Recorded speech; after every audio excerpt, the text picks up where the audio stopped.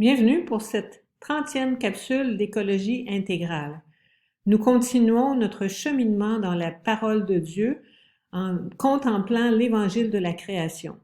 Aujourd'hui, nous poursuivons sur la lancée de la semaine passée où il était question de conversion.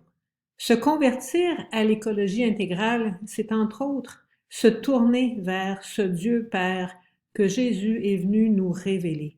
Un Dieu d'amour, un Dieu créateur qui nous aime d'une tendresse absolument inouïe et qui nous donne gratuitement sa présence, qui nous donne gratuitement le salut en nous envoyant son Fils qui nous montre comment vivre d'une manière pleinement humaine.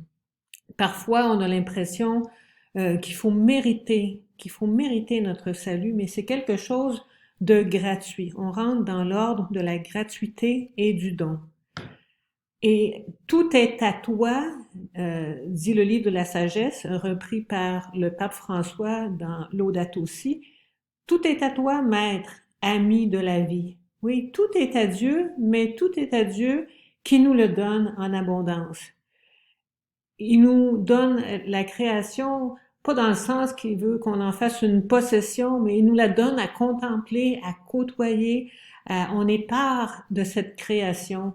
Et les oiseaux, comme cette petite mésange, sont une des merveilles de cette création.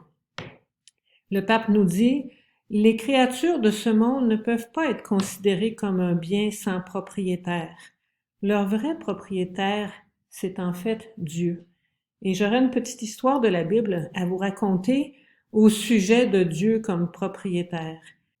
Je vous emmène dans le premier livre des rois, au chapitre 19, au temps du prophète Élie.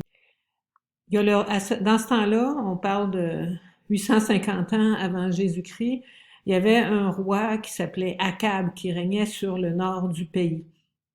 Et cet homme-là avait un genre de palais d'été, un genre de chalet si on veut, et quand il était sur le balcon de son palais, ce qu'il voyait en bas, c'était une vigne magnifique.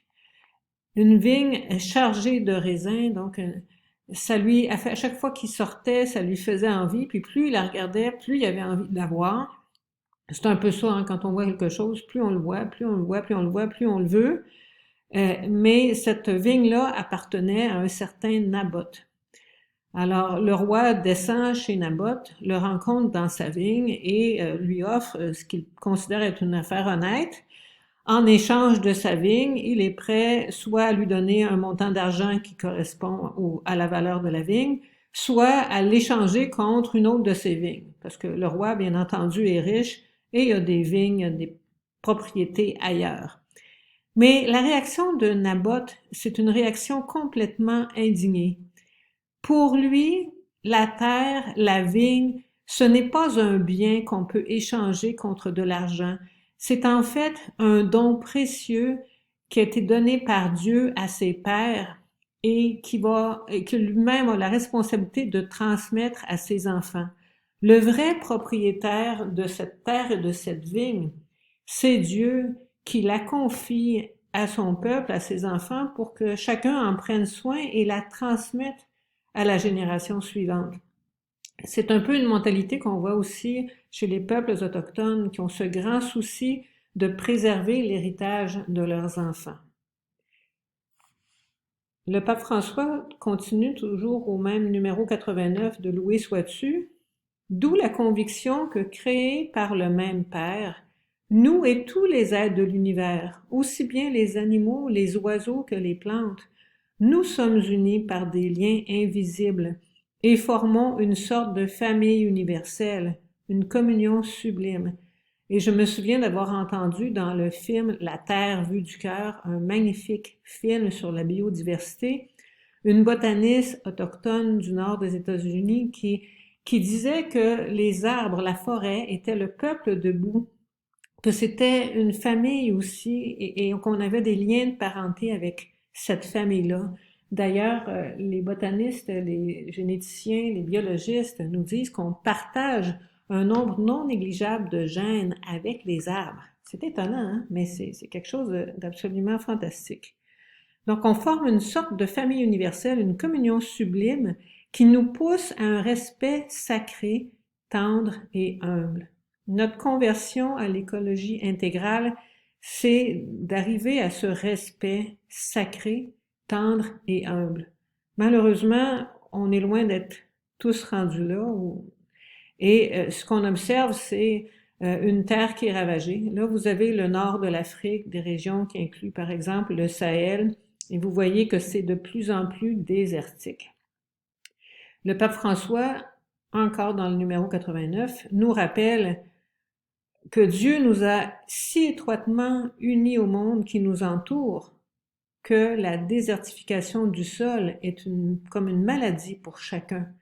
Quand on constate la désertification qui progresse dans certains endroits du monde, c'est en fait un mal qui nous concerne, une maladie qui s'attaque à ce qui est notre famille de créatures. Vous voyez ici des listes du Canada. Donc, vous savez que dans la Bible, dans les évangiles, Jésus nous parle de son Dieu, de son Père, qui a créé les oiseaux du ciel et qui les nourrit, même si les oiseaux du ciel ne sèment ni ne récoltent.